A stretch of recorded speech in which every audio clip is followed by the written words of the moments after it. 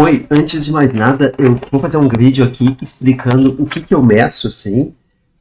Explicação rápida, se quiser mais algum detalhe, assim pode me perguntar que eu tenho um monte de coisa. Primeira coisa que eu gosto de medir é o Yin e Yang. E eles dizem que é o feminino e masculino, né? Que é o feminino e masculino. Acho que é outra coisa em coreano, mas que seja. Que o ideal é que a gente tenha um equilíbrio dos dois, né? Se a pessoa está muito aqui, ela está mais com a energia feminina que mais masculina. Eu, por exemplo, costumo vibrar em 85% feminino. Depois desse tem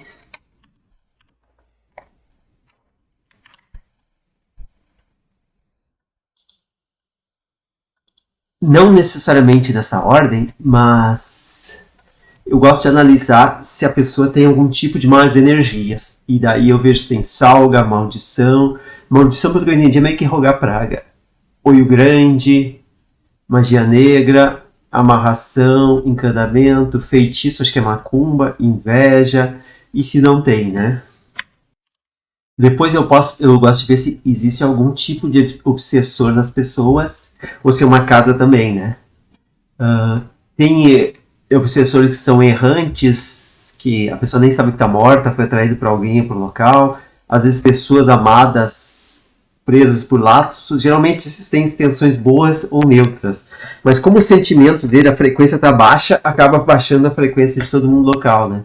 E tem até tipos como obsessor escravizado e manipulado por encarnado, obcecado pelos sabores do mundo, tem soldado do mal, dedica-se a atacar e subverter pessoas dedicadas ao bem, tinha um desses aqui na minha casa, rival e inimigo à procura de vingança, tinha um desses na minha filha, ambos com intenções perigosas, né? Temos que é para perturbar e atrapalhar.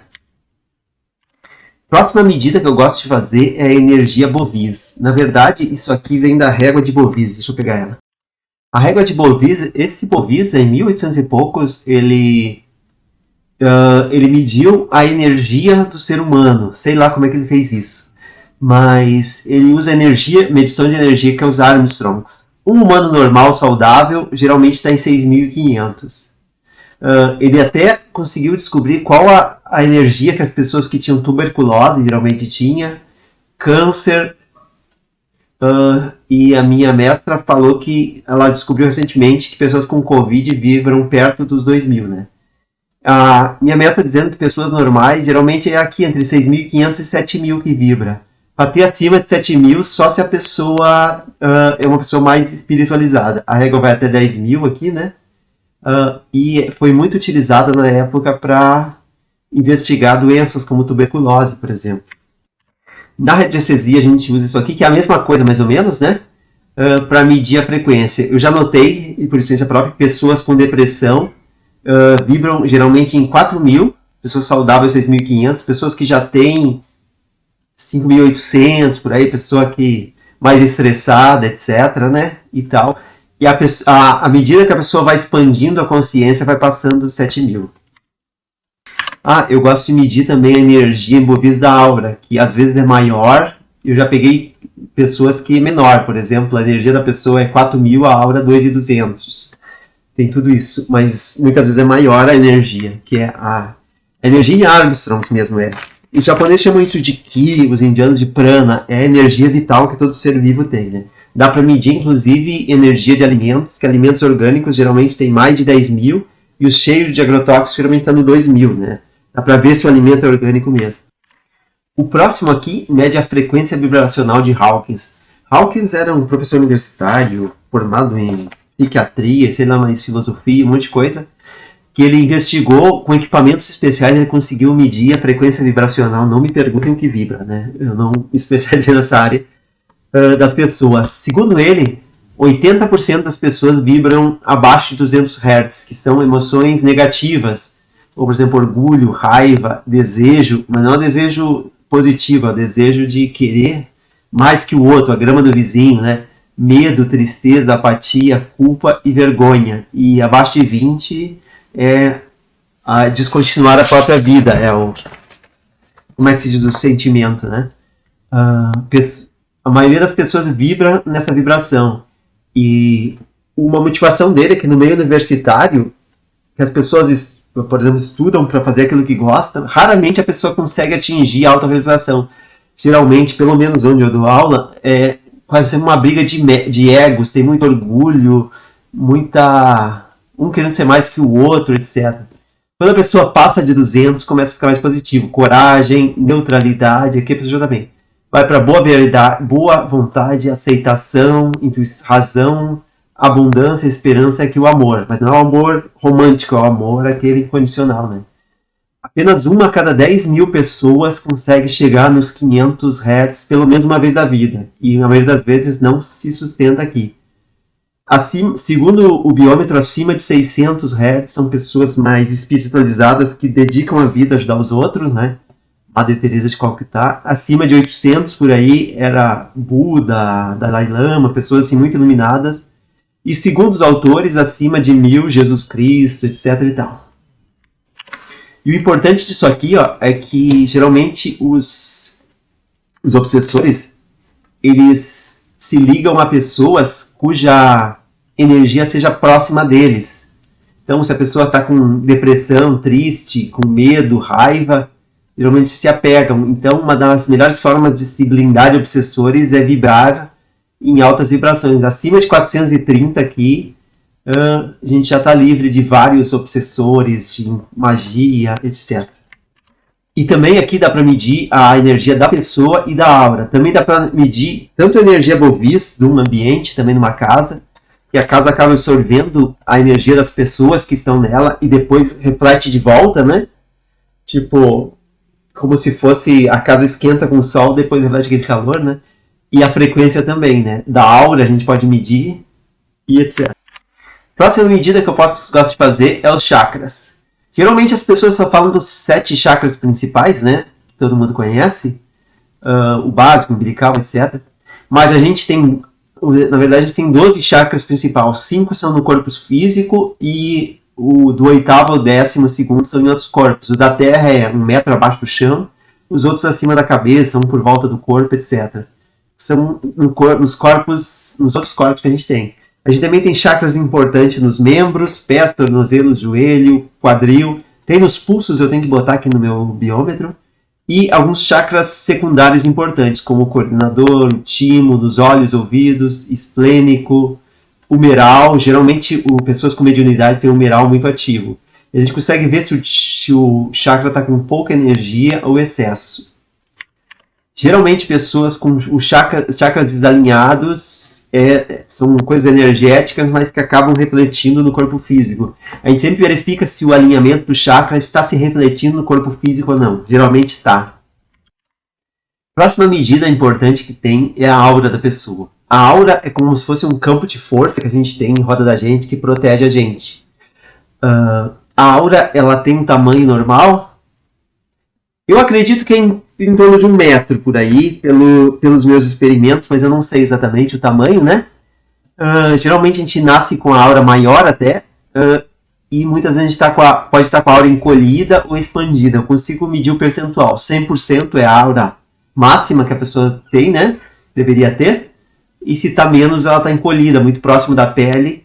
E também tem o grau de proteção da aura. Uma aura fechada, que está 100% fechada, é uma aura que protege a pessoa. Já a minha, por exemplo, estava com 10% fechada, só estava 90% esburacada, e daí por mais que tu alinhe os chakras e tudo, as pessoas acabam sugando a tua energia, que a tua energia, a energia da gente, se a gente está com uma frequência vibracional alta, ela acaba sendo sugada pelos outros, né, que não te protege, né. E também a aura, a cor natural dela é branco, a mistura de todas as cores. Mas uma aura costuma ter uma cor base. Por exemplo, pessoas que da área da saúde costumam ter aura verde, professores da aura mais azul, etc. e tal. Administradores, pessoas que fazem, né, vermelha, mas não é regra, né? Tem uma cor base e também tem a cor atual, né? Que às vezes a cor base da pessoa é tal, mas não está vibrando. Mas ela é para ser branca, assim, sabe? O ideal, né? É uma cor base, mas não é tão forte. Se a gente está com excesso de alguma cor, é prejudicial, e se está com falta de alguma cor também, né? Tem uma tabela até no curso que diz o que causa cada uma falta e excesso de cada uma das cores, eu não lembro agora, eu posso passar para ti se quiser. Mas uma coisa interessante, se a aura da pessoa tá cinza, ela tá em depressão. A minha aura eu consigo medir para trás no tempo, eu não consigo medir para frente porque pêndulo não é oráculo, né? Quando eu tava no começo de 2020, que eu tava com depressão, minha frequência era 4.000 Hz e minha aura estava cinza. Já a aura preta, totalmente preta, diz a minha mestra que são psicopatas. Não quer dizer, se tá com excesso de preto, não quer dizer, mas a aura, a cor base ser preta, é outros 500, né? Tá. Não necessariamente a pessoa matou alguém, mas, tipo, sei lá. Tem ultravioleta, infravermelho, é isso. E muitas vezes os problemas da gente é na aura, ou ela é muito pequena, ou tá esburacada, ou tá com excesso ou falta de cores. Isso é um problema, né? Principalmente se a pessoa é mais... pessoas com maior mediunidade, isso é muito importante. Próxima medida, nossos corpos, né? A ciência diz que a gente só tem o corpo físico, né? Que é esse corpinho de carne e osso, né? Só que a gente tem, no mínimo, 7 corpos, né? Tem o corpo duplo etérico, que que ele fica rente à pele, que propaga energia de todos os chakras por todo o corpo. Tem o corpo emocional astral, que nossas emoções ficam nele, fica em volta do corpo. São várias camadas que vão revertindo. Tem o mental inferior, mental superior. Não me lembro qual a diferença do mental superior. Corpo búdico e o Atma. Físico é o corpo físico. Temos um corpo energético, corpo emocional, mental e espiritual. O ideal é que todos esses corpos estejam equilibrados. Se algum ou mais estão desbalanceados a nível energético, isso acaba se propagando, a gente acaba somatizando no corpo físico. E daí, às vezes, tu trata o corpo físico, por exemplo, a pessoa está com uma doença e sempre volta porque o problema está no corpo energético. Só que a medicina só vê aqui, né? Eles não vê os outros.